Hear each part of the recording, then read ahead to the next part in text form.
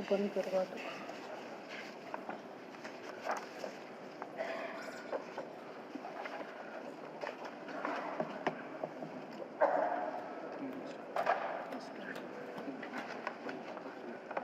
Good morning, Honorable Governor and Honorable Members. Agenda number 1, Governor Address.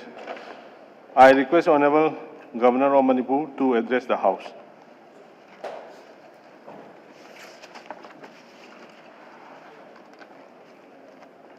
इकाई खुमना जरवा अध्यक्ष अमदी सदस्य कुमनमक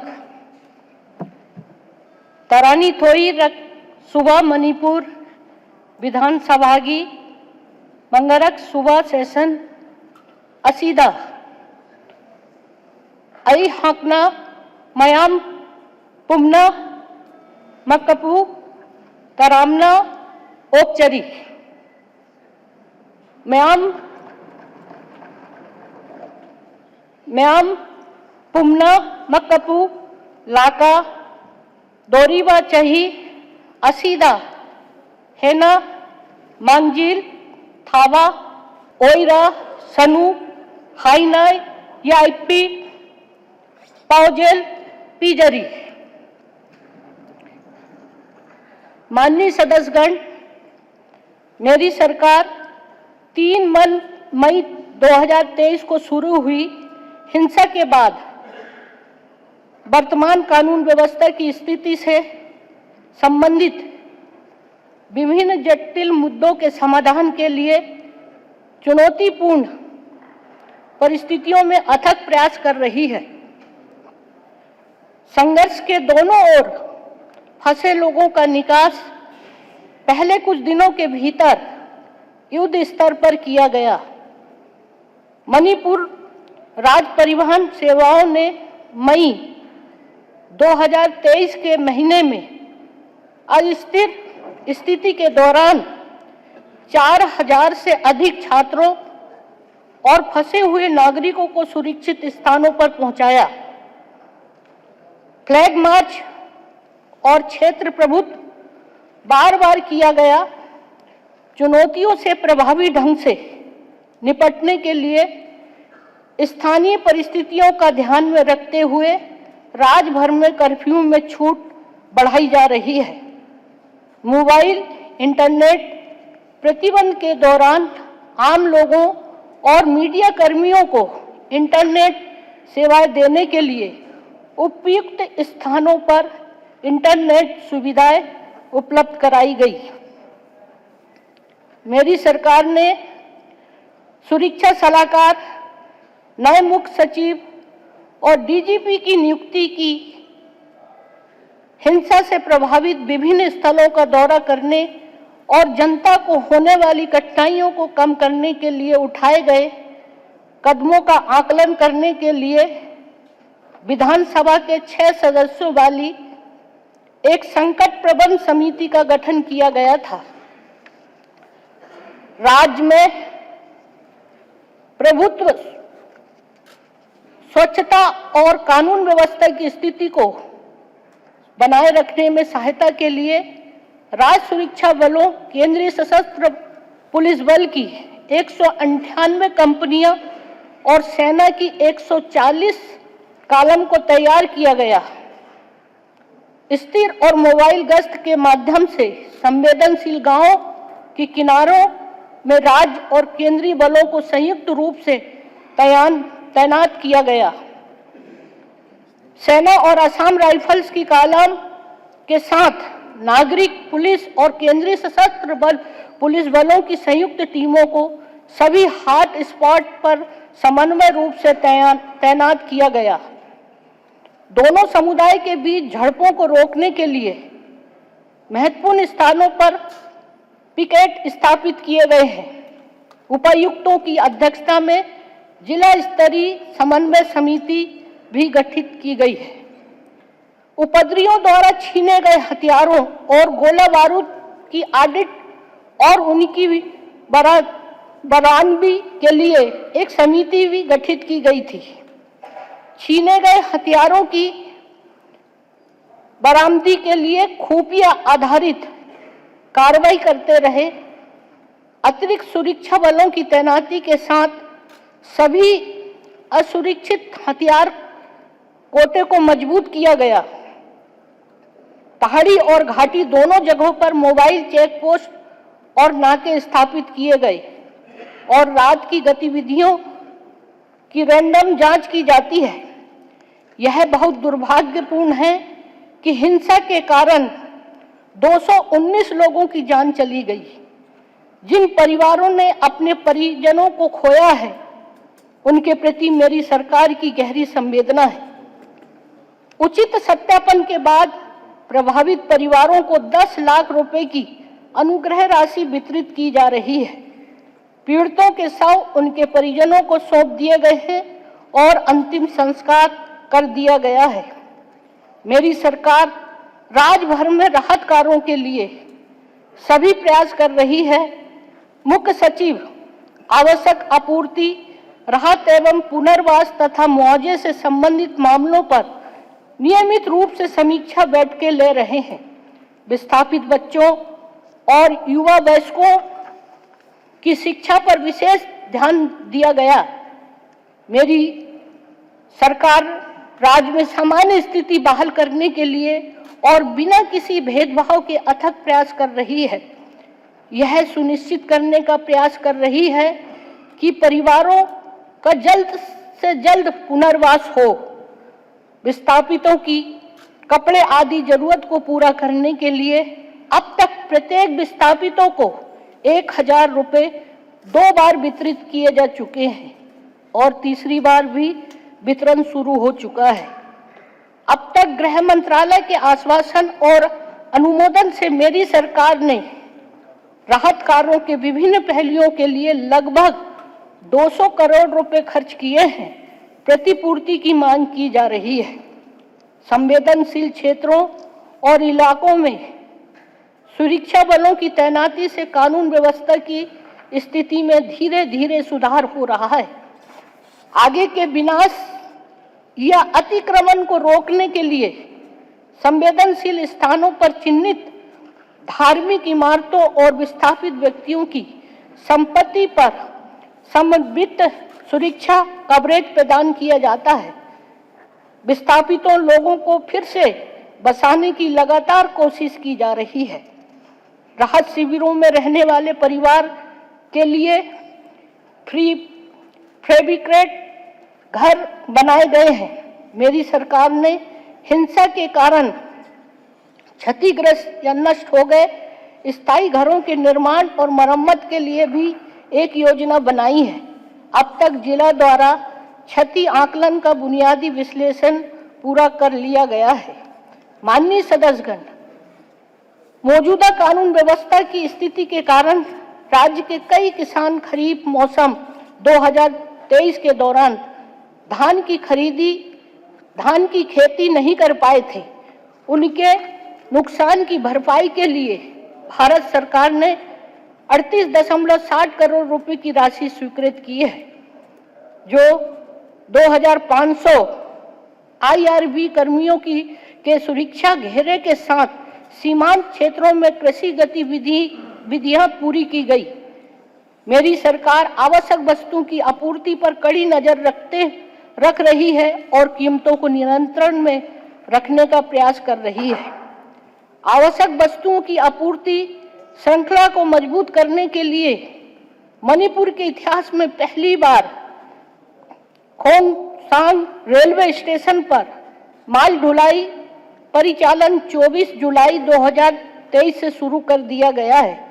अब जून और जुलाई 2023 के महीने के दौरान राज्य में प्याज और आलू की कमी थी, तो गुवाहाटी और कलकत्ता में NAFED से तेजी से आपूर्ति की गई है, जिससे यह सुनिश्चित हुआ कि बाजार की कीमतें नियंत्रण में रही है। भारत सरकार ने राहत शिविरों प्रभावित क्षेत्रों की आवश्यकताओं को पूरा करने और सामान्य जनता के उपयोग के लिए जून से अगस्त 2023 तक क्रेडिट सुविधा पर 30,000 मीट्रिक टन चावल और भुगतान के आधार पर 2000 मीट्रिक टन खुले बाजार बिक्री योजना चावल का अतिरिक्त आवंटन प्रदान किया है। मेरी सरकार ने दवाओं और गैर औषधीय आपूर्ति की उपलब्धता सुनिश्चित करने के लिए मजबूत तंत्र स्थापित किया है। प्रभावित जिलों पर विशेष ध्यान देने के साथ सभी स्वास्थ्य सुविधाओं को सैनिटरी नैपकिन सहित उपलब्ध दवाएं आवंटित की गई है। आवश्यकता के आधार पर चूड़ाचांदपुर जिला अस्पताल को बारी से बाहर आवंटन किया गया। चूड़ाचांदपुर जिला अस्पताल में एक 32 स्लाइंस सीटी स्कैन मशीन इंस्टॉल की गई, जो कि किसी पहाड़ी जिले में पहली है।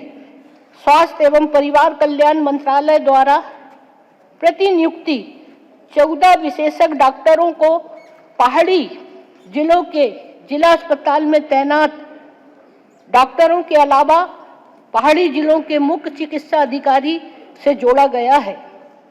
माननीय सदस्यगण, हमारे छात्र मौजूदा हिंसा के कारण सबसे अधिक प्रभावित समूह में से एक है।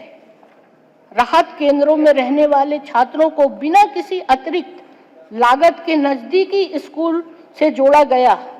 विस्थापित छात्रों को मार्कशीट, स्थानांतरण प्रमाण पत्र और अंतिम प्रवासन प्रमाण पत्र जारी करने जैसे आवश्यक दस्तावेज प्राप्त करने के लिए उपायुक्त के माध्यम से सुविधा प्रदान की गई।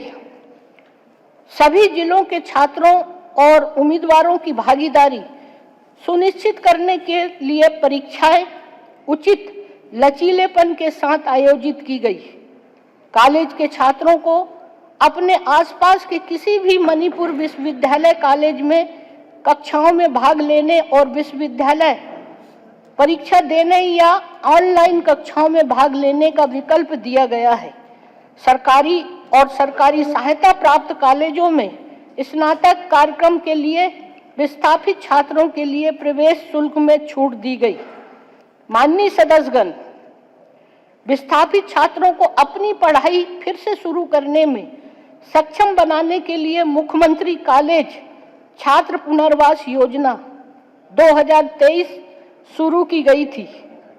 पसंद के कॉलेज में स्थानांतरण का लाभ, मुफ्त प्रवेश, 10,000 रुपये का पुनर्वास अनुदान और मुफ्त स्मार्टफोन प्रदान किए गए। राहत केंद्रों में आजीविका सृजन गतिविधियां शुरू की गई। विस्थापित व्यक्तियों पर विशेष ध्यान देने के साथ राज्य भर में 6,000 से अधिक लोगों को कुशल बनाने के लिए 20 करोड़ रुपए से अधिक की परियोजनाएं को मंजूरी दी गई है। आर्थिक एवं कौशल विकास कार्यक्रम के अंतर्गत राहत शिविरों में रह रहे आंतरिक विस्थापित व्यक्तियों को टूल किट सहित कौशल प्रशिक्षण प्रदान किया जा रहा है। मेरी सरकार भी विभाग की विभिन्न कल्याणकारी योजनाओं के क्रियान्वयन में राहत शिविरों में आश्रय लेने वालों पर ध्यान केंद्रित कर रहा है। प्रधानमंत्री मातृत्व वंदना योजना के तहत राहत शिविरों में 106 गर्भवती महिलाएं और स्तनपान कराने वाली माताओं को भी लाभ पहुंचाया है। इसी तरह राहत शिविरों में मणिपुर वृद्धावस्था पेंशन योजना के तहत लाभार्थियों को लाभ पहुंचाया। 346 व्हील चेयर वितरित किए गए। विकलांग व्यक्तियों को 159 सहायता और सहायक उपकरण प्रदान किए गए। 96 विकलांगता प्रमाण पत्र बनाए और वितरित किए गए। मेरी सरकार ने अधिकारियों को जिला कार्यालयों से जोड़कर उनकी सुविधा अनुसार जिले से काम करने की अनुमति दी। वर्तमान स्थिति की उत्पत्ति के तथ्यों को जांच के लिए भारत सरकार द्वारा उच्च न्यायालय के पूर्व मुख्य न्यायाधीश की अध्यक्षता में एक जांच आयोग का गठन किया गया था। विभिन्न जातीय समूह के बीच शांति और सद्भाव स्थापित करने में मदद के लिए एक शांति समिति का भी गठन किया गया था। आधार, हेल्थ कार्ड, बैंक पासबुक आदि खोए हुए दस्तावेजों का पुनर्निर्माण शुरू किया गया है। लोगों के लिए पहाड़ी जिलों में जाने के लिए नए हेलीकॉप्टर का संचालन शुरू हो गया है। वर्तमान संकट को रोकने के लिए 1,187,146 व्यक्ति को 1,87,146 व्यक्तियों को निवारक हिरासत के तहत हिरासत में लिया गया और उचित कानूनी औपचारिकताओं के बाद रिहा कर दिया गया। अब तक कुल करीब 10,000 FIR दर्ज की जा चुकी है। मेरी सरकार ने स्वतंत्र और पारदर्शी जांच के लिए 29 मामले CBI को और 1 मामला NIA को सौंपा है। 4 FIR CBI को और अन्य 5 FIR NIA को अंतरण करने की प्रक्रिया में है। मेरी सरकार यह सुनिश्चित करने में कोई कसर नहीं छोड़ रही है कि पहाड़ों और घाटी दोनों में हमारी बहनों को न्याय मिले जो यौन हिंसा के शिकार हैं। जहां भी आवश्यक हुआ मामले की निष्पक्ष, त्वरित और विशेष जांच सुनिश्चित करने के लिए मामलों को CBI को स्थानांतरित कर दिया गया है। मेरी प्रभावित बहनों के पुनर्वास की सुविधा के लिए राज्य भर में वन स्टॉप सेंटर के कर्मचारी पीड़ितों की सहायता के लिए कई शिविरों का दौरा कर रहे हैं। विभिन्न राहत शिविरों में मानसिक स्वास्थ्य हस्तक्षेप के लिए जिला मनोवैज्ञानिक सहायता टीमों का गठन किया गया है। मिलने में असमर्थता और असुविधा के मामले में पीड़ितों को फोन पर सलाह देने का प्रयास किया गया है। आरामदायक स्थान पर चिकित्सा उपचार में सहायता की पेशकश की गई थी। जिला आपराधिक चोट और पुनर्वास बोर्ड द्वारा 20,000 रुपए की तत्काल राहत दी गई। राज्य स्तरीय बोर्ड को 3 लाख रुपए तक की सहायता की अनुशंसा की गई। प्रत्येक पीड़ितों को 10-10 लाख रुपए की वित्तीय सहायता प्रदान की गई। पीड़ितों को जिला कानूनी सेवा प्राधिकरण के माध्यम से भी कानूनी सहायता की पेशकश की गई और जिले में वन स्टॉप सेंटर के माध्यम से सहायता उपलब्ध है। भारत सरकार और मणिपुर सरकार ने यूनाइटेड नेशनल लिबरेशन फ्रंट के एक शांति समझौते पर हस्ताक्षर किए, जिससे शांति के एक नए युग की शुरुआत होने की उम्मीद है। साथ ही यह अन्य सशस्त्र समूह को भी शांति प्रक्रिया में भाग लेने के लिए प्रोत्साहित करेगा। हमारे सुरक्षा बल विद्रोहियों और उग्रवाद से लगातार लड़ते रहते हैं। साल 2023 में 167 चरमपंथियों को गिरफ्तार किया गया और 17 चरमपंथियों को मार गिराया गया। 80 विद्रोहियों ने भी आत्मसमर्पण कर दिया। वॉर ऑन ड्रग्स 2.0 शुरू किए और वर्ष के दौरान 72.9 किलोग्राम हीरोइन, 147.1 किलोग्राम अफीम, 195.2 किलोग्राम गांजा, 111.3 kilogram brown sugar, 155.3 kilogram WY tablet, 33.3 kilogram एप्रिडिन टैबलेट सहित अन्य चीजें जब्त की गई। 2023 के दौरान NDPS एक्ट के तहत 288 मामले दर्ज किए गए और 333 लोगों को गिरफ्तार किया गया। 3.010 एकड़ अवैध पॉपी की खेती को नष्ट कर दिया गया। राज्य के 9 जिलों को कवर करते हुए पिछले 3 वर्षों से लगातार पॉपी की खेती के क्षेत्र का आकलन किया गया। 2021-22 के दौरान पॉपी की खेती का क्षेत्रफल का आकलन लगभग 28,599 एकड़ था। 2023-24 के दौरान यह घटकर 11,288 एकड़ रह गया, जो लगभग 60% की कमी है। केंद्र सरकार ने भारत की आंतरिक सुरक्षा और उत्तर पूर्वी राज्य की जनसांख्यिकी संरचनाओं को ध्यान में रखते हुए भारत म्यांमार के बीच फ्री मूवमेंट रेजिम को खत्म करने का फैसला किया है। केंद्र सरकार ने बेहतर निगरानी के लिए गश्ती ट्रैक सहित संपूर्ण 1643 किलोमीटर लंबी भारत म्यांमार सीमा पर सीमा बाड़ बनाने का भी निर्णय लिया।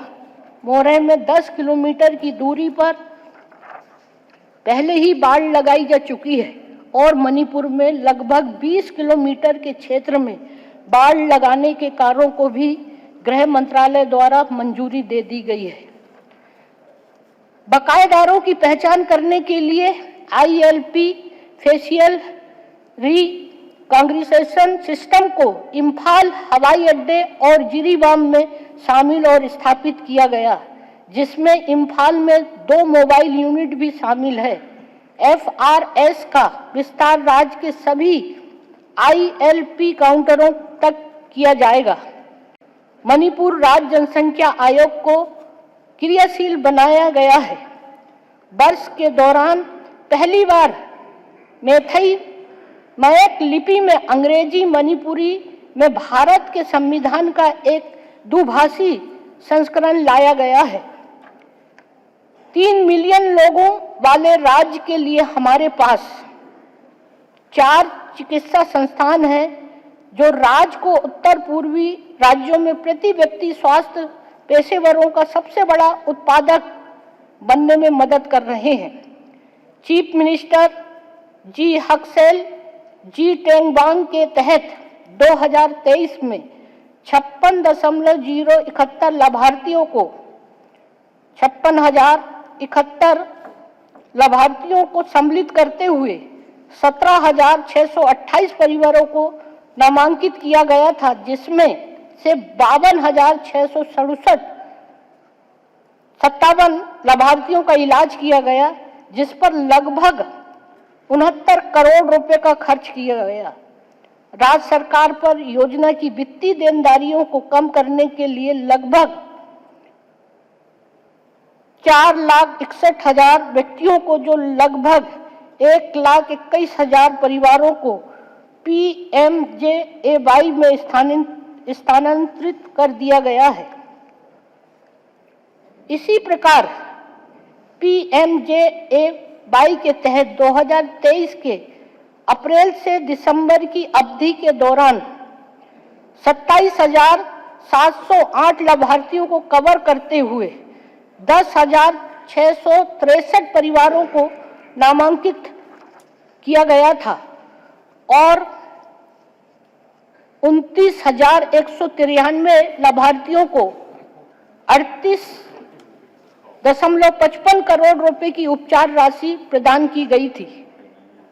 PMDY के तहत 70.47 करोड़ रुपए की लागत से 60 बिस्तर वाले राज्य मानसिक अस्पताल के निर्माण और सुसज्जित करने की मंजूरी मिल गई है।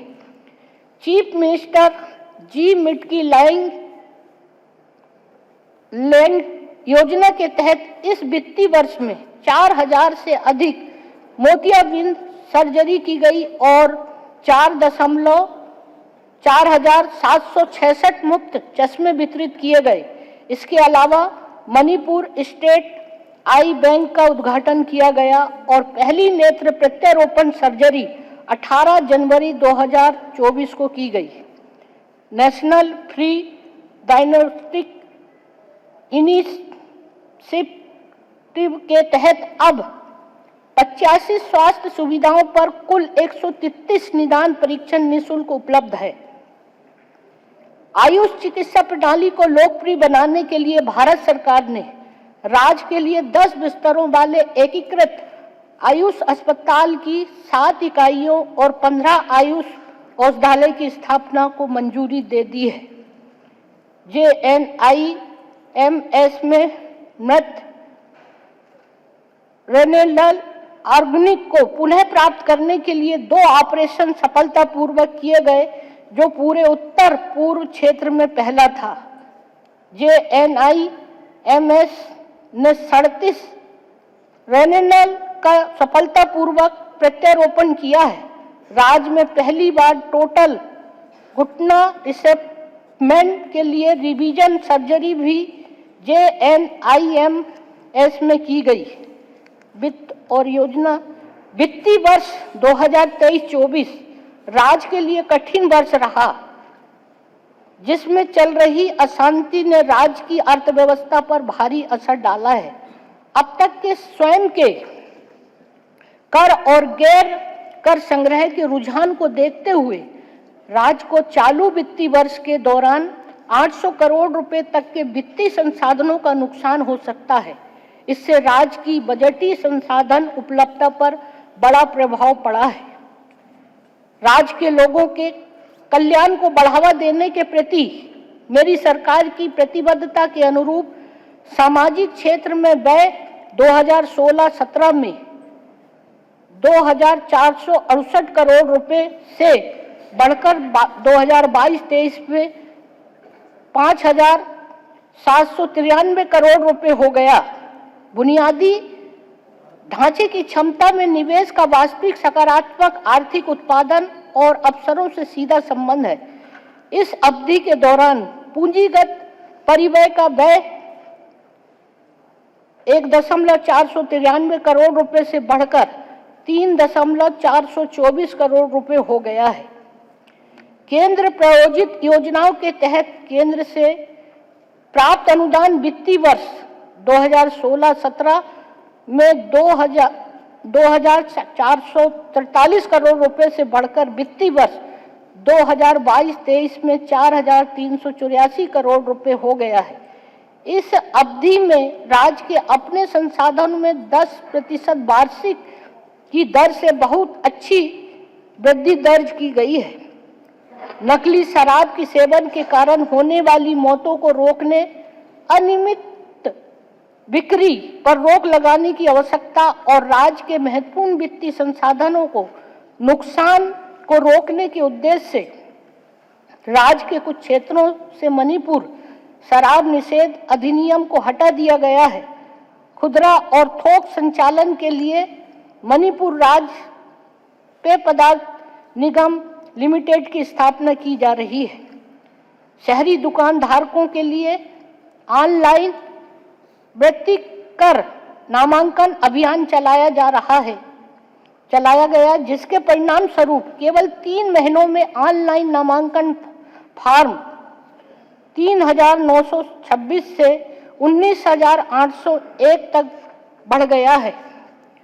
डोनर मंत्रालय और NEC द्वारा वित्त पोषित विभिन्न योजनाओं के तहत 1,557 करोड़ रुपए से अधिक की राशि स्वीकृत की गई थी, जिसमें से पहाड़ी क्षेत्रों में प्रवाह लगभग 60% था। Non label centre pool of resources के तहत 1,752 करोड़ रुपए की सहायता से 175 परियोजनाएं शुरू की गई, जिसमें से 163 परियोजनाएं पूरी हो चुकी है। North East special infrastructure development scheme के तहत 373.94 करोड़ रुपए की कुल 18 परियोजनाओं को मंजूरी दी गई। चालू वर्ष के दौरान NESIDSOTRI के तहत कुल 212.56 करोड़ रुपए की 2 परियोजनाएं स्वीकृत की गई। North East special infrastructure development schemes roads के तहत 300.92 करोड़ रुपए की लागत से 4 सड़क परियोजना चल रही है, जो 82.787 किलोमीटर की दूरी तय करेगी। पीएम डिवाइन योजना के तहत लगभग 244.92 करोड़ रुपए की लागत वाली 3 परियोजनाएं स्वीकृत की गई है। Aspirational district and aspirational block programme के तहत परिवर्तनकारी प्रभाव की दिशा में केंद्रित विकासात्मक प्रयास किए जा रहे हैं। पूंजी निवेश के लिए राज्य को विशेष सहायता योजना 2023-24 के तहत मणिपुर के लिए 38 परियोजनाओं के लिए पूंजीगत परिव्यय के रूप में कुल 758.87 करोड़ रुपए निर्धारित किए गए हैं। एक परिवार और एक आजीविका के उद्देश्य से मुख्यमंत्री उद्यमिता सहायता योजना के तहत छोटे उद्यमों को प्रति लाभार्थियों को 10 लाख रुपए तक के निवेश पर 30% सब्सिडी सहायता के रूप में दी जाती है। लाभार्थियों के चयन की प्रक्रिया प्रगति पर है। विस्थापित और राहत शिविरों में रहने वाले परिवार के लिए 50,000 रुपए तक की एक मुश्त वित्तीय सहायता प्रदान की जा रही है, जिसमें राज्य सरकार से 30% सब्सिडी और किसी भी बैंक योग्य योजना पर भागीदारी बैंकों द्वारा 70% ऋण शामिल है। अब तक 220 परिवारों को शामिल किया जा चुका है। जनजाति मामले, अल्पसंख्यक और अनुसूचित जाति और अन्य पिछड़ा वर्ग कल्याण। गरीब जनजाति के छात्रों को समर्थन देने और गुणवत्तापूर्ण शिक्षा प्रदान करने के लिए 3 एकलव्य मॉडल आवासीय विद्यालय सापोर, मैना, मोरहे और तामेंगलोंग में कार्यरत है। कामजोंग के रिहा गांव में एक और पूरा हो चुका है और 16 करोड़ रुपए प्रति स्कूल की अनुमानित लागत पर चूड़ाचांदपुर और चांदेल में 2 अन्य स्कूलों का निर्माण किया जा रहा है। 2023-24 के दौरान 45,311 अनुसूचित जनजाति के छात्रों को लगभग 48 करोड़ रुपए की राशि के लिए अनुसूचित जनजाति पोस्ट मैट्रिक छात्रवृत्ति या फ्री मैट्रिक छात्रवृत्ति प्रदान की गई। इम्फा, चामू, मोलचाम, थिंग, पुटगु, ओल और कांगजोंग में 5 आदिवासी स्वास्थ्य केंद्र, जो हमारे कुछ दूर दराज के गांवों में बुनियादी स्वास्थ्य देखभाल और आपातकालीन चिकित्सा सेवाएं प्रदान करना जारी है। पीएमजेबी के तहत 29 सद्भावना मंडप और 1 कॉमन सर्विस सेंटर उपायुक्त को सौंप दिया गया है। इसके अतिरिक्त 8 सद्भावना मंडप, 1 सार्वजनिक पुस्तकालय और रोजगार सूचना केंद्र और 1 मार्केट कॉम्प्लेक्स पूरा हो चुका है। अन्य 4 सद्भावना मंडप पूर्ण होने वाला है। बुनियादी सुविधाओं और सेवाओं में अंतर को पाटकर विशेष रूप से कमजोर आदिवासी समूह की सामाजिक आर्थिक स्थिति में सुधार के लिए राज्य में पीएम जनजाति न्याय महाअभियान लागू किया जा रहा है। अनुसूचित जाति उपयोजना के लिए विशेष केंद्रीय सहायता के तहत 2154 प्रशिक्षुओं ने राष्ट्रीय कौशल योग्यता फ्रेमवर्क मापदंडों के अनुसार कौशल विकास प्रशिक्षण प्राप्त किया। इसके अतिरिक्त 2023 से 2026 की अवधि के लिए आय सृजन, कौशल विकास और बुनियादी ढांचे के लिए हमारी परिप्रेक्ष्य योजना के लिए 21.95 करोड़ रुपए की मंजूरी मिल गई है। 2022-23 के दौरान 19,614 ओबीसी और एससी छात्रों को 17.54 करोड़ रुपए की छात्रवृत्ति दी गई है। खाद्य सुरक्षा, माननीय सदस्यगण, 2023 के दौरान राष्ट्रीय खाद्य सुरक्षा अधिनियम के तहत सभी लाभार्थियों को चावल निःशुल्क उपलब्ध कराया गया। भारत सरकार ने इन सुविधा के 31 दिसंबर 2028 तक बढ़ा दिया है। उज्ज्वला 1.0 और उज्ज्वला 2.0 के तहत 2,06,58 लाभार्थियों को लाभ पहुंचाया गया। शिक्षा 2023-24 में शुरू होने वाले प्रतिवर्ष 10 करोड़ रुपए के बजटीय परिव्यय के साथ हमारी सरकारी कॉलेजों में गुणवत्तापूर्ण उच्च शिक्षा प्राप्त करने के लिए आवश्यक ढांचागत और शैक्षणिक आवश्यकताएं प्रदान करने के लिए कॉलेज फगद हंसी मिशन शुरू किया गया था। HIV प्रभावित कॉलेज छात्रों का समर्थन करने के लिए चई कांग खोंगहू सपोर्टिंग द जर्नी नामक एक संस्था शुरू की गई, जिसमें 10,000 रुपये और मुफ्त स्मार्टफोन के अनुदान का प्रावधान था। मुख्यमंत्री सिविल सेवा कोचिंग योजना के तहत राज्य के 200 सिविल सेवा उम्मीदवारों को 2.8 करोड़ रुपए के बजट आवंटन के साथ ALS satellite education private limited Delhi के संकाय सदस्यों द्वारा इम्फाल में मुफ्त कोचिंग कक्षाएं प्रदान की जा रही है। स्कूल फगद हंसी मिशन जो अब 120 स्कूल को कवर करता है, इसी के कारण नामांकन में 24% की वृद्धि हुई है। HSLCE में उत्तीर्ण प्रतिशत 32.58% से बढ़कर 68.65 हो गया है और उच्च माध्यमिक परीक्षा में उत्तीर्ण प्रतिशत 61.65% से बढ़कर 87.95 हो गया है।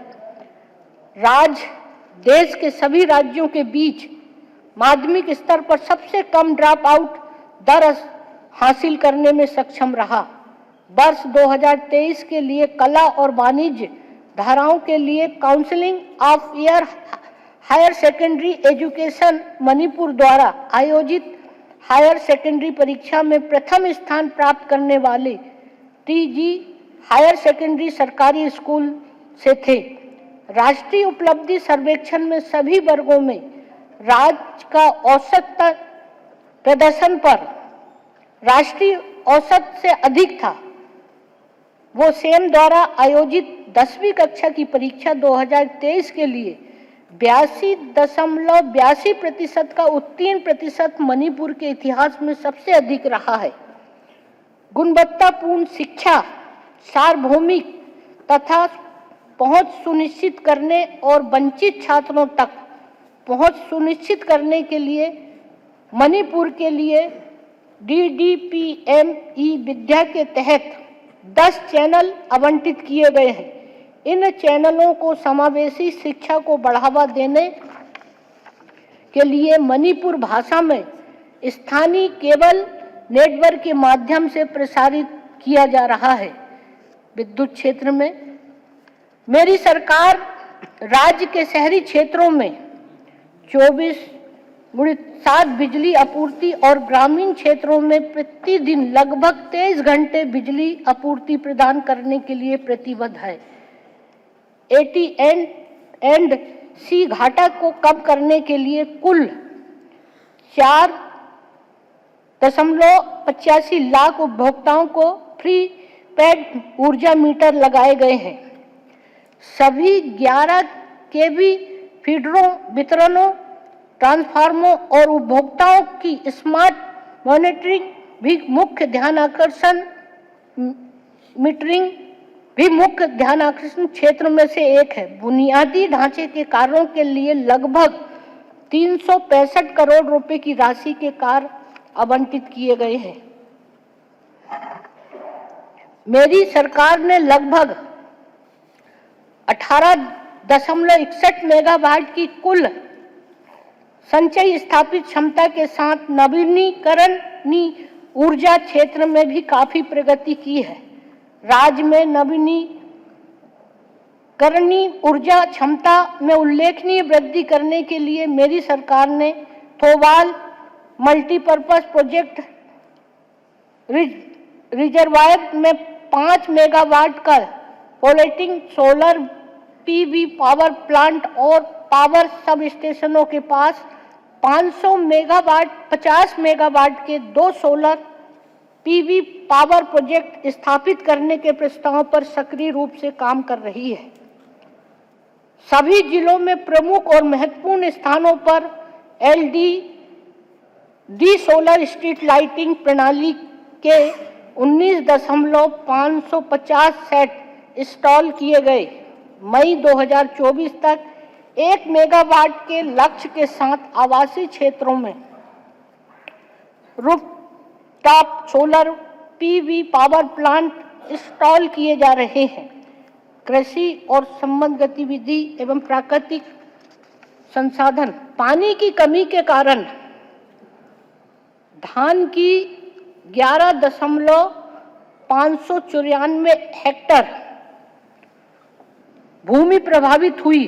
रबी के बीज मुफ्त उपलब्ध कराने की एक वैकल्पिक फसल योजना को मंजूरी दे दी गई और प्रभावित क्षेत्रों में फसल के नुकसान की भरपाई के लिए 387,915 मीट्रिक टन बीज वितरित किए गए हैं। अंतर्राष्ट्रीय बाजार वर्ष 2023 के अनुरूप बाजरा को बढ़ावा देने के लिए एक राज्य कार्यक्रम शुरू किया जा रहा है। 200 हेक्टेयर क्षेत्र को कवर करने वाले 32 किसान इच्छुक समूह के निर्माण पर ध्यान केंद्रित किया गया है। 6.20 लाख किसानों को पीएम किसान के तहत नामांकित किया गया है और अब तक लगभग 712 करोड़ रुपए जारी किए जा चुके हैं। RKBY रफ्तार के अंतर्गत 120 ट्यूबवेल की इंस्टॉलेशन हेतु स्थल चयन का कार्य प्रगति पर है। इम्फाल पूर्व में एक स्थायी वर्मी कंपोस्ट इकाई का निर्माण शुरू कर दिया गया है।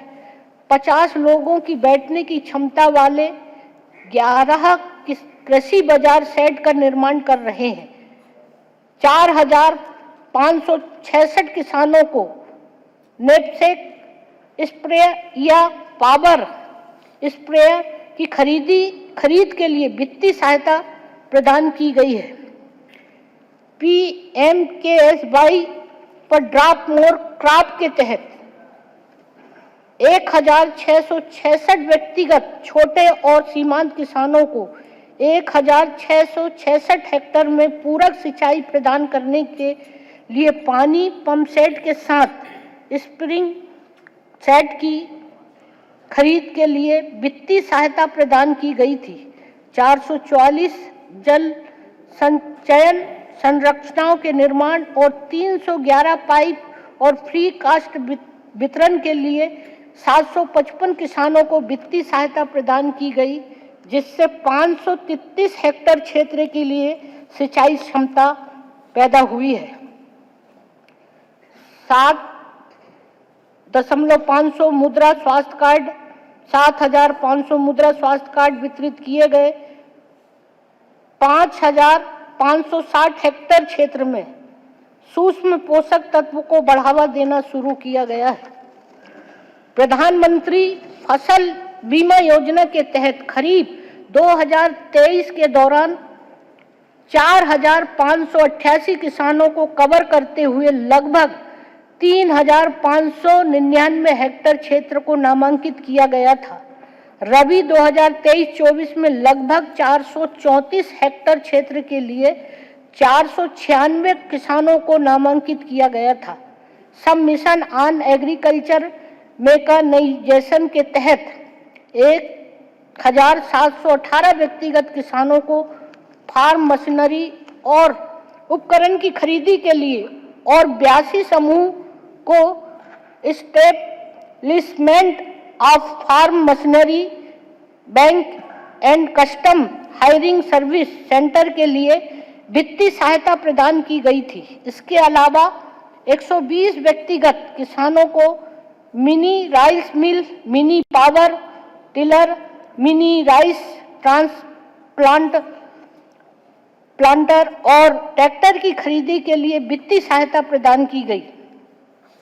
राष्ट्रीय खाद्य सुरक्षा मिशन के तहत विभिन्न बीजों, पौध संरक्षण उपकरणों के वितरण एवं कृषक प्रशिक्षण कार्यक्रम के संचालन हेतु वित्तीय सहायता प्रदान की गई। Manipur organic mission agency for implementing mission organic value chain development of north eastern region के तहत 37,500 हेक्टेयर के संयुक्त क्षेत्र को कवर करते हुए 37,900 जैविक किसानों को पंजीकृत किया गया। लगभग 500 से 1,000 किसानों वाली 65 किसान उत्पादक कंपनियां बनाई गई। कोल्ड चेन इंफ्रास्ट्रक्चर की स्थापना योजना के तहत इम्फाल, पश्चिम चुराचांदपुर और बिष्णुपुर में 200 मैट्रिक टन कोल्ड स्टोरेज का उद्घाटन किया गया। तोबुंग, खोक, यारलपत और लॉन्गथैल में 200 मैट्रिक टन के अन्य 3 कोल्ड स्टोर भी उद्घाटन के लिए तैयार है और मुक्कुई, लोगड़ी, पुरल और मोरहे में 1,000 मैट्रिक टन के 3 कोल्ड स्टोरेज का निर्माण कार्य प्रगति पर है। चाकहाब, तमेंगलोंग संतरा, कछाई नींबू और सिरारा खोंग हाथे के लिए भौगोलिक संकेत सफलतापूर्वक हासिल कर लिया गया। इन जीआई टैग उत्पादकों के विपणन को सुविधाजनक बनाने के प्रयास जारी हैं। माननीय सदस्यगण, 17.35 करोड़ रुपए की लागत से नाबार्ड के माध्यम से ग्रामीण बुनियादी ढांचा विकास निधि के तहत इम्फाल पूर्व, उखरूल, थोबाल, सेनापति और चंदेल में जिला पशु अस्पतालों का निर्माण और बुनियादी ढांचा विकास पूरा किया गया। एनईसी के तहत निनगथो खोंग में निर्मित पोल्ट्री प्रजनन फार्म कार्य करना प्रारंभ कर दिया है। मत्स्य पालन क्षेत्र में एकाग्र प्रयास किए गए जिससे 1,919 किसानों को लाभ हुआ। 5 नई बर्फ संयंत्र इकाइयों के निर्माण के साथ कोल्ड चेन बुनियादी ढांचे को बढ़ाया गया जो पैदावार के बाद के नुकसान को कम करने और मछली उत्पादों की गुणवत्ता बनाए रखने में मदद करेगा। 4 नई हैचरी का निर्माण किया गया, 100 पिंजरे स्थापित किए गए और 18 नई सजावटी मछलियां इकाइयों का निर्माण किया गया। वन विभाग प्रतिवर्ष राज्य के राजकोष में महत्वपूर्ण योगदान देता है। 2022-23 के दौरान विभाग द्वारा राजस्व संग्रह सबसे अधिक दर्ज किया गया। 2023-24 के लिए दिसंबर 2023 तक 16.51 करोड़ रुपए से अधिक राजस्व एकत्रित किया गया। जल संसाधन एवं प्रबंधन, माननीय सदस्यगण, सिंचाई सुविधाओं के विकास, जल आपूर्ति क्षमता एवं विद्युत उत्पादन के लिए 8 बड़ी एवं मध्यम सिंचाई परियोजना शुरू की गई, जिनमें से 7 परियोजनाएं पूरी हो चुकी है तथा 1 आंशिक रूप से पूरी हो चुकी है। Dam rehabilitation and improvement project phase 2 और फेज 3 के तहत पुनर्वास, सुधार और व्यापक और टिकाऊ बांध और बैराज संचालन के लिए कुल 311 करोड़ रुपए की 5 परियोजनाएं शुरू की गई और दिसंबर 2030 तक पूरा करने का लक्ष्य रखा गया। लगभग 2.107 करोड़ रुपए की संशोधित कुल स्वीकृत लागत वाली थोबाल बहुउद्देशीय परियोजना को जल्द ही हर तरह से पूरा करने का लक्ष्य रखा गया है। लगभग 460 करोड़ रुपए की परियोजना critical flood control and anti erosion works along reverse in Manipur river basin को इस वर्ष पूरा करने का लक्ष्य रखा गया है। न्यू डेवलपमेंट बैंक के साथ शहरी बाढ़ को कम करने के लिए लमफेल पाट जलाशय के कायाकल्प, इम्फाल शहर के लिए स्थायी जल स्रोत प्रदान करने और इको टूरिज्म को बढ़ावा देने के लिए 650 करोड़ रुपए की कुल लागत पर ऋण समझौते पर हस्ताक्षर किए गए। लमफेल पाट जल निकाय की ड्रेसिंग पहले ही शुरू हो चुकी है और अच्छी प्रगति पर है। PMKSY के तहत 375 सतही सिंचाई योजनाओं का निर्माण पूरा किया गया, जिससे 9,641 हेक्टेयर की सिंचाई क्षमता पैदा हुई। PMKSY के तहत 550 कुआं का निर्माण जल्द पूरा करने का लक्ष्य रखा है, जिससे 2,057 हेक्टेयर की सिंचाई क्षमता पैदा होगी। जल आपूर्ति एवं स्वच्छता। माननीय सदस्यगण, जल जीवन मिशन न्यू डेवलपमेंट बैंक द्वारा वित्त पोषित मणिपुर राज्य जल आपूर्ति परियोजना NLCPR, NEC, NES, IDS, HADP और SECI जैसे विभिन्न फंडिंग स्रोतों के तहत करीब 4,436 करोड़ रुपए की कुल अनुमानित लागत पर राज्य में पीने योग्य पानी की आपूर्ति के लिए विभिन्न परियोजनाएं क्रियान्वित की जा रही है। जल जीवन मिशन के तहत 78% ग्रामीण परिवारों को, 90% शहरी परिवारों को और कार्यात्मक घरेलू नल कनेक्शन प्रदान किए गए हैं। NDB फंडिंग के साथ 16 IMC वार्डों के सीपरेज कलेक्शन और उपचार के लिए लगभग 1,255 करोड़ रुपए की अनुमानित लागत पर integrated sewerage system for city of Imphal phase second भी लागू की जा रही है। वर्ष 2023-24 के दौरान राजभवन से मणिपुर विश्वविद्यालय तक मौजूदा 4 लेन सड़क का सुदृढ़ीकरण और MU से लीक लोंग के बीच 2 लेन से 4 लेन तक सुदृढ़ीकरण और चौड़ीकरण का काम पूरा किया गया। 24.62 करोड़ रुपए की लागत से TDM ग्राउंड से मिनुथोंग तक NH02 को सुदृढ़ीकरण करने का कार्य प्रगति पर है। 700.20 करोड़ रुपए की अनुमानित लागत के साथ संसाक टेक्नोपाल तक NH102A का चौड़ीकरण और सुधार और 488.94 करोड़ रुपए की अनुमानित लागत के साथ बाहेंग बम लेकाई से मयांग इम्फाल के रास्ते कॉकचिंग लमखाई तक NH137A का चौड़ीकरण और सुधार पाइपलाइन में है। 2023-24 के दौरान कांगजोंग से पीलोंग के रास्ते से कोनकान थाना तक सड़क का सुदृढ़ीकरण और उन्नयन पूरा किया गया है। हैंगलेट थिनखेउ टिपाई मुख्य रोड का सुधार जल्दी ही पूरा होने वाला है। एक पहुंच मार्ग सहित लेमा खोंग नदी पर पीएससी पुल के निर्माण के लिए निर्विदा प्रक्रिया चल रही है।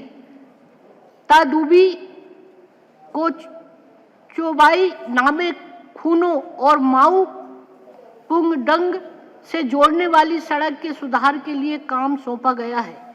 इम्फाल कांगचुप तेमांगलोंग सड़क का निर्माण एशियन डेवलपमेंट बैंक की वित्तीय सहायता से 1437.44 करोड़ रुपए की लागत से किया जा रहा है और इसे जल्दी ही पूरा करने का लक्ष्य रखा है। 1769 करोड़ रुपए की अनुमानित लागत पर एशियन डेवलपमेंट बैंक की सहायता से इम्फाल रिंग रोड का निर्माण कार्यान्वयन के अग्रिम चरण में है।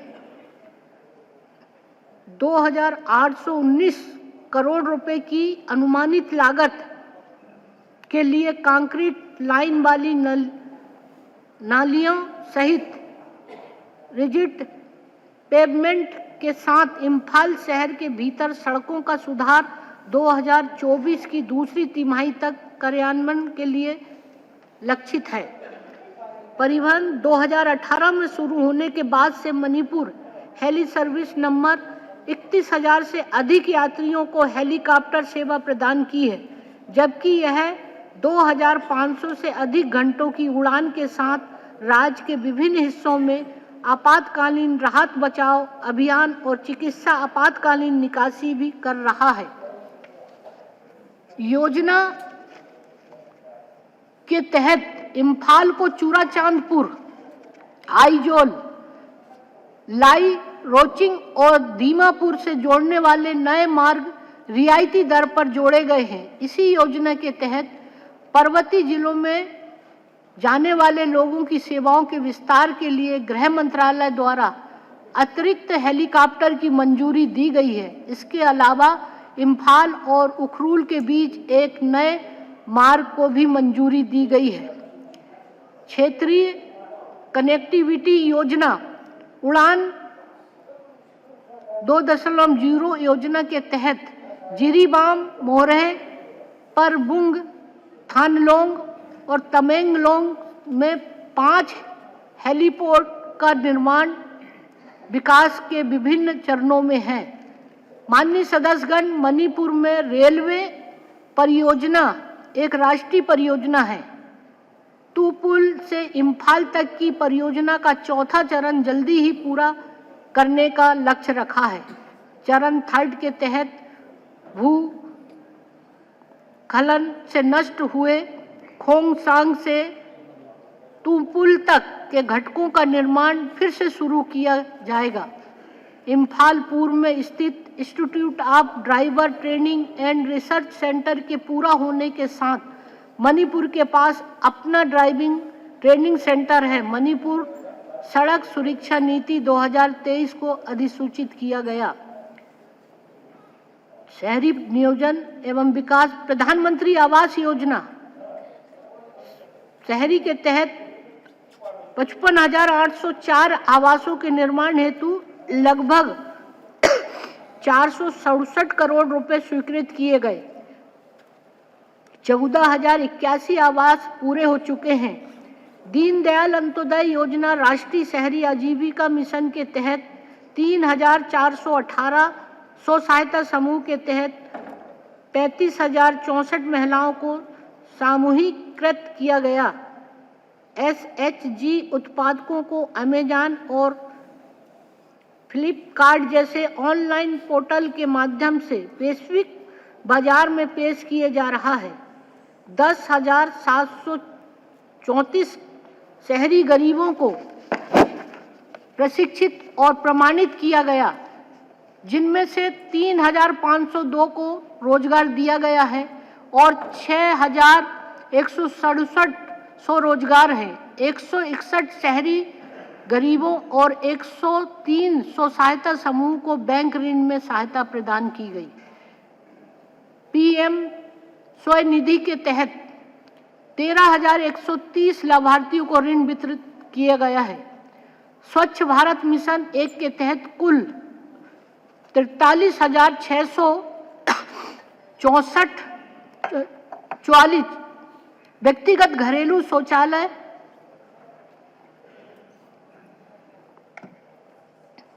500 सीटों वाले सार्वजनिक शौचालय का निर्माण किया गया। स्वच्छ भारत मिशन शहरी 2 के तहत 26 ULB के लिए city solid waste action plan और 8 ULB के लिए सिटी सैनिटेशन एक्शन प्लान को मंजूरी दी गई। स्वच्छ सर्वेक्षण में जिरीबाम नगर परिषद ने 2023 में लगातार चौथी बार आंचलिक श्रेणी में 15,000 से कम आबादी वाले सबसे स्वच्छ शहर का पुरस्कार जीता। मेरी सरकार संपत्ति कर को चरणों में लागू करने के लिए आगे बढ़ी है। प्रथम चरण के तहत इम्फाल नगर निगम के लिए GIS संपत्ति प्रोफाइल सर्वेक्षण के आधार पर संपत्ति कर प्रबंधन मंच विकसित करने का काम अंतिम चरण में है। AMRUT 20 के तहत 99.73 करोड़ रुपए की लागत वाली जल आपूर्ति, जल निकायों और पार्कों का कायाकल्प परियोजनाओं को मंजूरी दी गई है। ग्रामीण विकास। माननीय सदस्यगण, राज्य में महात्मा गांधी राष्ट्रीय ग्रामीण रोजगार सृजन योजना के तहत अब तक 144.15 लाख मानव दिन सृजन के साथ 6.09 लाख गरीब ग्रामीण परिवार लाभान्वित हुए हैं। योजना के कार्यान्वयन और निगरानी को मजबूत करने के लिए आधार आधारित भुगतान प्रणाली, GIS आधारित प्रबंधन प्रणाली, राष्ट्रीय मोबाइल निगरानी प्रणाली ऐप अब लागू किए गए विभिन्न तंत्रों का हिस्सा है। भारत की आज़ादी के 75 वर्ष पूरे होने के उपलक्ष्य में 1224 अमृत सरोवर पूरे हो चुके हैं। PMAYG के तहत 34,032 घरों के निर्माण लक्ष्य के मुकाबले 30,467 घर पूरे हो चुके हैं। इसके अलावा गैर SECC सूची में सभी घरों के कुल लक्ष्य आवंटन में से 67.533 घरों को मंजूरी दे दी गई है। 2023-24 के दौरान पुनरुत्थान राष्ट्रीय ग्राम स्वराज अभियान के तहत कुल 40,043 लाख रुपए की राशि स्वीकृत की गई है। कुल 12 जिला पंचायत संसाधनों केंद्रों के निर्माण के लिए 2 करोड़ रुपए प्रति इकाई की लागत से मंजूरी दी गई थी। ग्रामीण गरीबों के लिए स्थायी आजीविका प्रदान करने के लिए मणिपुर राज्य ग्रामीण आजीविका मिशन को 52 ब्लॉकों, 620 ग्राम पंचायतों और 955 गांवों को कवर करने वाले सभी जिलों में लागू किया जा रहा है। 87,014 महिलाओं को 8,250 स्वयं सहायता समूह के गठन के लिए एकजुट किया गया। उन्हें 414 ग्राम स्तरीय फेडरेशन में संबद्ध किया गया और आगे 12 क्लस्टर स्तरीय फेडरेशन का गठन किया गया है। 2023-24 के दौरान कानून और व्यवस्था की स्थिति से उत्पन्न बाधाओं के कारण PMGSY के तहत सिर्फ 11,079 किलोमीटर की लंबाई वाली 32 सड़कों और पुलों का काम पूरा किया जा सका। संचयी रूप से 11,673 किलोमीटर सड़क लंबाई को कवर करने के लिए स्वीकृत 2,122 कार्यों में से 10,783 किलोमीटर सड़क लंबाई मापने वाले 1,891 कार्य PMGSY और सेकंड के तहत पूरे किए गए। राज्य के लिए PMGSY थर्ड के तहत 812.50 किलोमीटर लंबाई की सड़क के निर्माण के लिए सैद्धांतिक मंजूरी मिल गई है। समाज कल्याण ईमा नोंग थांग लेमा याइप तेंगबाग योजना शुरू की गई, जिसके तहत मणिपुर में 40 वर्ष से अधिक आयु की लगभग 4 लाख बेरोजगार महिलाएं जो किसी भी सरकारी योजना को लाभार्थी नहीं है, उन्हें प्रति माह 500 रुपये का मौद्रिक लाभ प्रदान किया जाएगा। इसके अलावा चीफ मिनिस्टर जी सोथर बासिंग तेंगबांग योजना के तहत 343 बेघर वृद्ध व्यक्तियों की प्रति माह 1000 रुपये की वित्तीय सहायता प्रदान की गई।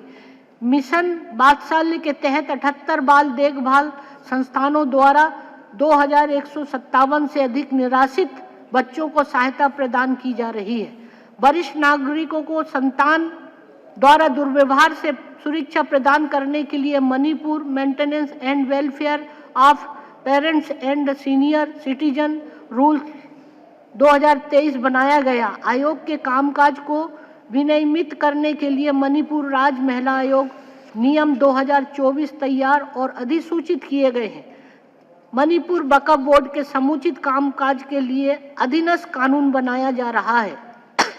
श्रम कल्याण, रोजगार सृजन और उद्यमिता राज्य सरकार कामकाजी आबादी के कल्याण का पूरा ध्यान रख रही है। अब तक 5875 असंगठित श्रमिकों को प्रधानमंत्री श्रम योगी मानधन राष्ट्रीय पेंशन योजना के तहत और 4,31 लाख को ई श्रम पोर्टल पर नामांकित किया गया है। मणिपुर भवन और अन्य निर्माण श्रमिक कल्याण बोर्ड के माध्यम से बच्चों की शिक्षा, चिकित्सा व्यय, मातृत्व लाभ, प्राकृतिक मृत्यु राहत और दुर्घटना के लिए तत्काल सहायता के लिए वित्तीय सहायता प्रदान की गई।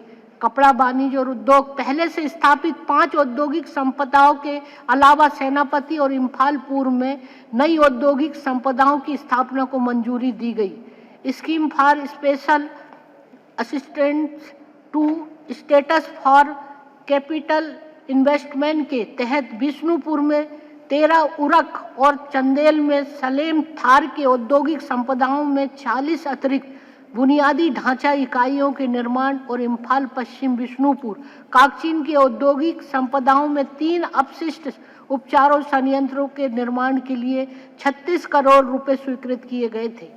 मोइरांग में शिल्प हाथकरघा गांव का उद्घाटन जल्दी ही की जाएगा।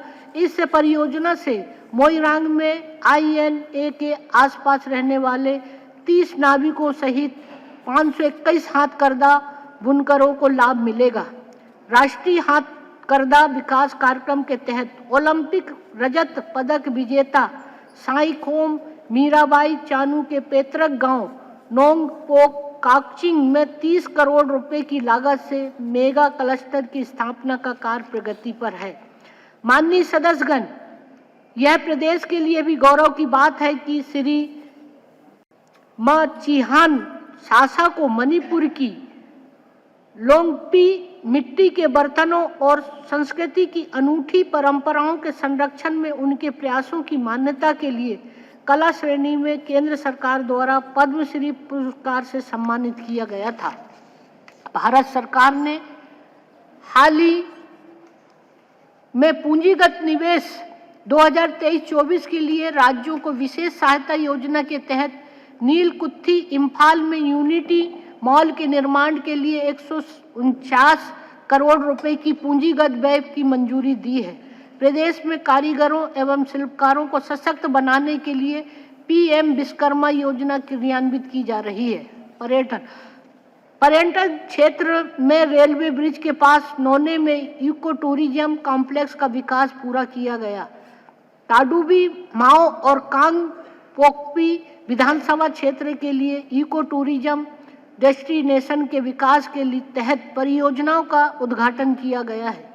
मणिपुर ने 15 अप्रैल 2023 को इम्फाल में मिस फेमिना इंडिया के 59वें संस्करण के ग्रेड फिनाले की मेजबानी की, जिसमें 30 प्रतियोगियों ने भाग लिया। इस आयोजन ने विश्व पर्यटन मानचित्र पर मणिपुर की स्थिति मजबूत कर दी है। मणिपुर ने उत्तर पूर्व में G20 के तहत 4B20 सत्रों में से पहले सत्र को भी मेजबानी की, जिसमें 23 देशों के विदेशी प्रतिनिधियों का जमवाड़ा देखा गया। प्रतिनिधियों में व्यापारिक प्रतिनिधियों और राजनयिक शामिल थे। मेरी सरकार ने अवसर का लाभ उठाया और पर्यटन को बढ़ावा देने के लिए राज्य की समृद्ध सांस्कृतिक विरासत, इतिहास, कला रूपों और रुचि के अन्य क्षेत्रों को प्रदर्शित किया। Sports hero India tri nation international football tournament 2023 का सफलतापूर्वक आयोजन मार्च 2023 में किया गया। मणिपुर ने अप्रैल 2023 में चिंतन शिविर 2023 की भी मेजबानी की, जिसमें सभी राज्यों और केंद्र शासित प्रदेशों ने भाग लिया। मणिपुर राज्य दल ने गोवा में आयोजित 37वें राष्ट्रीय खेल 2023 में 406 एथलेटिक्स के साथ भाग लिया। 30 स्वर्ण पदक, 22 रजत पदक और 30 कसक पदक हासिल किए और पदक तालिका रैंकिंग में 7वें स्थान पर रहे। हमारे युवाओं की ऊर्जा को नशीली दबाव और अशांति के आशंका से दूर करने के लिए मेरी सरकार ने एक गांव एक खेल का मैदान योजना शुरू की है। हमारे सेवानिवृत्त खिलाड़ियों की आजीविका की जरूरत को पूरा करने के लिए एक नई योजना भी शुरू की गई है, जिसका नाम मुख्यमंत्री खिलाड़ी आजीविका मिशन है। मुख्यमंत्री स्वदेशी मार्शल आर्ट प्रोत्साहन योजना के तहत 2 पहाड़ियों सहित स्वदेशी मार्शल आर्ट स्कूल की संख्या 30 से बढ़ाकर 121 स्कूल एवं 30 वर्क सेट कर दी गई है। पूंजी निवेश हेतु राज्य को विशेष सहायता योजना के तहत कुल 93.72 करोड़ रुपए की लागत से प्राकृतिक घास युक्त 11 फुटबॉल मैदान का निर्माण कार्य कराया जा रहा है। इसके अलावा विभिन्न पर्वतीय जिलों में 7 साइड फुटबॉल एस्ट्रोटर्फ के निर्माण का भी प्रावधान है। कला एवं संस्कृति विकसित भारत की विषय वस्तु पर आधारित मणिपुर की झांकी कमल के धागे ने गणतंत्र दिवस परेड 2024 में भाग लिया। INS इम्फाल के कमीशनिंग का उद्घाटन समारोह कांगला इम्फाल में आयोजित किया गया। INS इम्फाल को अब तक का सबसे बड़ा और सबसे एडवांस डिस्ट्रॉयर होने का अनूठा गौरव प्राप्त है, जिसका नाम उत्तर पूर्व के किसी शहर के नाम पर रखा गया। यह भारत के स्वतंत्रता संग्राम में मणिपुर के बलिदान और योगदान के लिए श्रद्धांजलि है। INA शहीद युद्ध स्मारक परिसर मोइरांग का विकास और हंगपुंग उखरूल में मेथई हेरिटेज सेंटर का निर्माण परियोजना के लिए आधारशिला रखी गई। आज़ादी की अमृत महोत्सव के एक भाग के रूप में मेरी माटी मेरा देश का राज्य स्तरीय उत्सव आयोजित किया गया। डिजिटलीकृत और पुनर्स्थापित फिल्मों ईशानों को 76वें फेस्टिवल डी कांस 2023 के कांस क्लासिक्स सेक्शन में चुना गया था। चीफ मिनिस्टरिंग असिस्ट सिंगी तेंगबांग के तहत कुल 891 कलाकारों को पेंशन लाभ मिला। पुरस्कार विजेताओं को पेंशन लाभ के रूप में 4,000 रुपये प्रति माह और 2,500 रुपये प्रति माह प्रदान किए जाते हैं। NESIDS के तहत निधिकरण के लिए मणिपुर में 33 मान्यता प्राप्त जनजातियों के लिए 23 करोड़ रुपए की अनुमानित लागत पर डिजिटल बुनियादी ढांचे के साथ जनजाति पुस्तकालयों के निर्माण पर विचार किया जा रहा है। GAD द्वारका में तीसरे मणिपुर भवन का निर्माण शीघ्र पूरा किया जाएगा। 1950 से शुरू हुए पुराने गजटों का डिजिटीकरण भी पूरा हो चुका है। राहत एवं आपदा लगभग 850 प्रतिभागियों को आपदा प्रबंधन संबंधित विभिन्न कौशलों पर प्रशिक्षण दिया गया। इसके अलावा आपदा मित्र योजना को उन्नत बनाने की योजना के तहत अब तक 300 चयनित सामुदायिक रूप स्वयं सेवकों को प्रशिक्षित किया गया और अन्य आपदा प्रबंधन पहलुओं खोज और बचाव कार्यों का प्रशिक्षण दिया गया है। प्रशासनिक सुधार मणिपुर सूचना आयोग ने दूसरी अपील और शिकायतकर्ता के लिए ऑनलाइन फाइलिंग पोर्टल शुरू किया है। कार्यालयों की कार्यप्रणाली में सुधार लाने के उद्देश्य से मेरी सरकार राज्य की संसाधन स्थिति को ध्यान में रखते हुए अपेक्षित जनशक्ति उपलब्ध कराने के लिए सभी प्रयास कर रही है। लगभग 5000 पदों और नियुक्तियों पर भर्तियां चल रही है। इनके अलावा पिछले 2.5 साल में लगभग 5500 पदों पर भर्ती पूरी की गई, जिनमें से लगभग 3200 पिछले 1 साल में पूरी की गई। पारदर्शी और निरंतर तरीके से जनशक्ति का चयन सुनिश्चित करने के लिए मणिपुर कर्मचारी चयन आयोग जल्दी ही चालू किया जाएगा। सूचना प्रौद्योगिकी, मणिपुर में आईटी उद्योग विकसित करने की दिशा में 10,085 हेक्टेयर से अधिक भूमि पर आईटी विशेष आर्थिक क्षेत्र स्थापित किए जा रहा है। पिछले वर्ष के दौरान मणिपुर टेक्नोलॉजी इनोवेशन हब में 35 स्टार्टअप शुरू किए गए और 13 को 3047 करोड़ रुपए की विभिन्न सरकारी अनुदान मिली। भारतीय सूचना प्रौद्योगिकी संस्थान के मुख्य परिसर का निर्माण मई 2024 तक पूरा होने वाला है। 4G परियोजना के तहत 134 साइटों को मंजूरी दी गई है, जो लगभग 360 गांवों को कवर करेगी। रेशम उत्पादन, रेशम समग्र सेकंड के तहत 4 नई परियोजना को मंजूरी दी गई, जिससे 2000 से अधिक लाभार्थियों को रेशम उत्पादन क्षेत्र में रोजगार के अवसर मिलने की उम्मीद है। भूमि संसाधन, भूमि की बिक्री और उपहार विलेख जैसे दस्तावेजों के ऑनलाइन पंजीकरण की अनुमति देते हुए 6 जिलों में राष्ट्रीय जेनेरिक दस्तावेज पंजीकरण प्रणाली लागू की गई।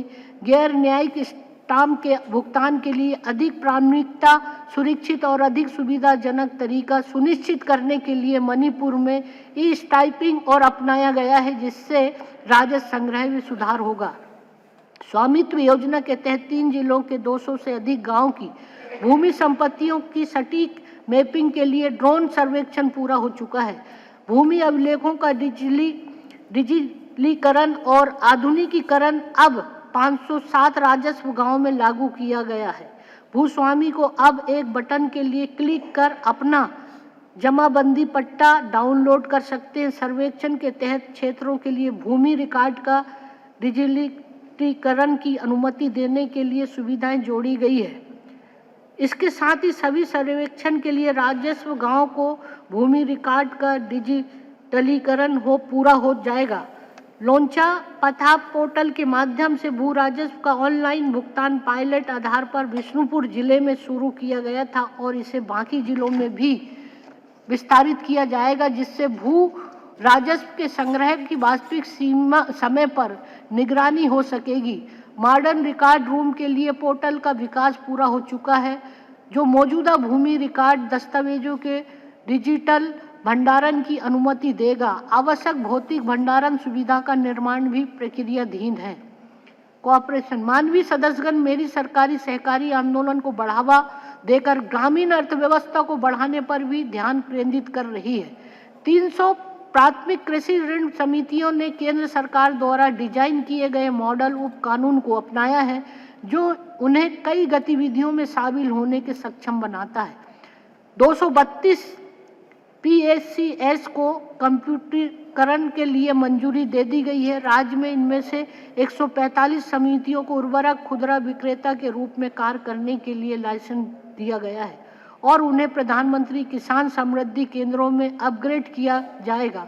इनमें से कई समितियों ने 3 राष्ट्रीय बहुराज्य सहकारी समितियों की सदस्यता ली है। राज्य में 65 नए बहुउद्देशीय फैक्स बनाने में भी राज्य सक्षम हुआ है। सामान्य सेवा केंद्र के संचालन हेतु 232 फैक्सों को श्वेत सूची में डाला गया है। राज्य में विद्यमान 10,000 से अधिक सहकारी समितियों का डेटा राष्ट्रीय सहकारी डेटाबेस में मैप किया गया है। सतर्कता और भ्रष्टाचार निरोधक विभाग में ऑनलाइन सत्यनिष्ठा मंजूरी की प्रणाली शुरू की गई है और ऐसी 5,644 सत्यनिष्ठा मंजूरी जारी की गई है। चुनाव, राज्य में निर्धारित तिथि 1/1/2024 को फोटो मतदाता सूची के विशेष सारांश पुनरीक्षण की कवायद कुल 20 1,26,623 मतदाताओं वाली अंतिम मतदाता सूची की अधिसूचना के साथ पूरी हो गई है। ड्राफ्ट इलेक्टोरल रोल से 18,191 निर्वाचकों की वृद्धि हुई है, जिसमें 34,700 नए नामांकित निर्वाचक हैं और 5,280 मृत निर्वाचकों सहित 16,509 निर्वाचकों का विलोपन हुआ है। आगामी विधानसभा चुनाव 2024 के लिए राज्य और जिला दोनों स्तर पर तैयारी शुरू हो गई है। माननीय सदस्यगण, मैं मणिपुर के सामूहिक और साझा दृष्टिकोण के लिए सभी माननीय सदस्यों के पूरे दिल से समर्थन की आशा करती हूं, जहां लोग एक दूसरे के लिए पारस्परिक सम्मान और गरिमा के साथ सद्भाव और एकजुटता के साथ रहते हैं। मेरे राज्य के लोग बहुत संयमी हैं और मुझे अपने भाइयों और बहनों पर पूरा भरोसा है। मणिपुर हमेशा से बहुत संस्कृति वाला राज्य रहा है और रहेगा, जो राज्य की विविध पहचानों का सम्मान करता है। मेरी सरकार विकास के पथ पर सभी को साथ लेकर चलने में विश्वास रखती है। मैं राज्य के सभी लोगों से अपील करती हूं कि शांति और सद्भाव स्थापना में सहयोग करें, ताकि प्रदेश में शीघ्र ही शांति स्थापित हो सके और प्रदेश समृद्धि के मार्ग पर अग्रसर होता रहे। धन्यवाद। जय हिंद। थगत जरी।